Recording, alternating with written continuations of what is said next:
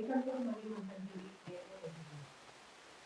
ఆర్థిక విశ్లేషకులు, అపార అనుభవం కలిగినటువంటి వ్యక్తి హనుమంతులు గారిని అడిగి ఇప్పుడు మన జీవితంలో అందరూ గురువులేనా అనేటటువంటి విషయం మీద వారి మాటల్లోనే తెలుసుకుందాం. నమస్కారం సార్. సాధ్యమైనంత వరకు కూడా మనకు ఎప్పుడు కూడా మనకు తెలుసు, మనకే అంత తెలుసు అనుకోకూడదు. కాబట్టి మన జీవితంలో కనబడే ప్రతి ఒక్కరు కూడా మన గురువులు అంటారు.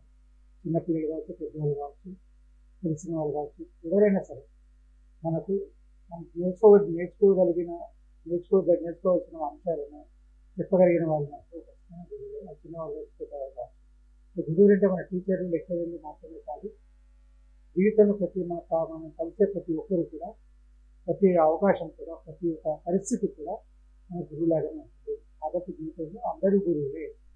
మన అందరి దగ్గర నేర్చుకోవాల్సిన కుతూహలము, నేర్చుకోవాల్సిన అవసరం, ఖచ్చితంగా నేర్చుకోవాల్సిన ఇష్టం ఉండడం కూడా ఖచ్చితంగా అవసరం.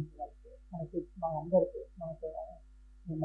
మన కనబడే ప్రతి ఒక్కరు కూడా గురువులాగానే భావిస్తే మనం తొందరగా అన్ని విషయాలు తెలుసుకునే అవకాశం ఉంటుంది. మరి ఖచ్చితంగా తెలుసుకునే అవకాశం. కొంతమంది మరి మనతో అన్ని విషయాలు చెప్పినట్టే చెప్తూ ఉంటారు. మరి వాళ్ళ మాటల్లో కూడా చాలా ఉంటుంది. అలాంటి వాళ్ళు మరి అది మనము చెప్పిన దాంట్లో మనం ఎంతవరకు స్వీకరించాలి అనేది ప్రశ్న. చెప్పిన దాంట్లో మనం తెలుసుకోవడము, దాన్ని ఆలోచించడం, ఆచరించడం. చెప్పిన మనం విన్న ప్రతి కూడా ఆచరించాల్సిన అవసరం లేదు. దాన్ని మనం ఏదైతే వింటామో దాన్ని వెరిఫై చేసుకోవాలి, కరెక్ట్నెస్ కూడా. అది కరెక్టా కాదా వాళ్ళు చెప్పింది చేసుకుంటూ దాన్ని ఆచరిస్తే ప్రయోజనం. కానీ ఏదో వాళ్ళు చెప్పారు కదా మనం బుద్ధిగా మనం దాన్ని ఆచరిస్తామంటే ఖచ్చితంగా మనకు నష్టపోయే అవకాశం, మోసం జరిగే అవకాశం కాదు. కాబట్టి ఎప్పుడైనా కానీ మనం విన్న ప్రతి విషయాన్ని కూడా ఫస్ట్ స్టేజ్ వినడం, సెకండ్ స్టేజ్ ఆలోచించడం, థర్డ్ స్టేజ్ ఆచరించడం.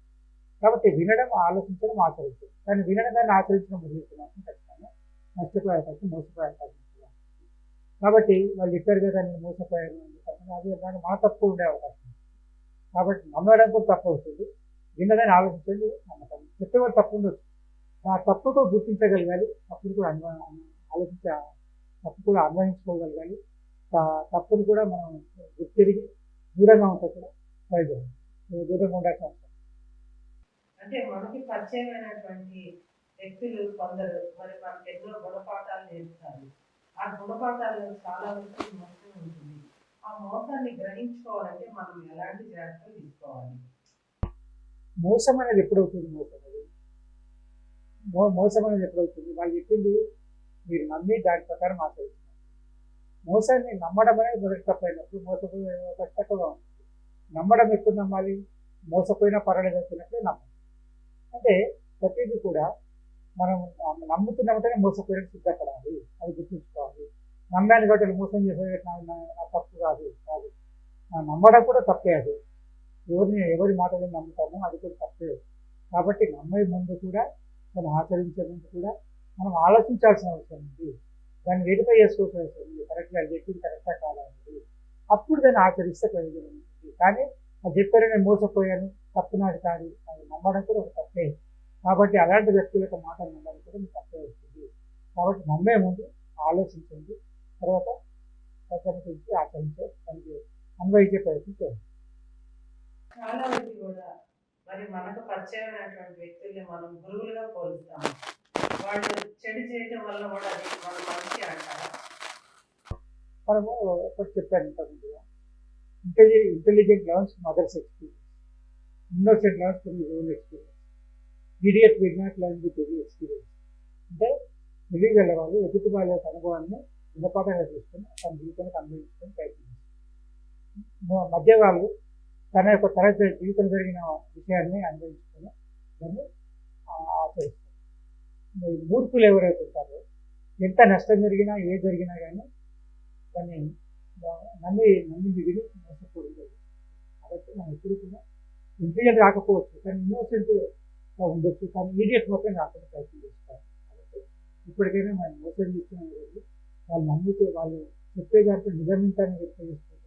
అప్పుడు మాత్రమే నమ్మండి.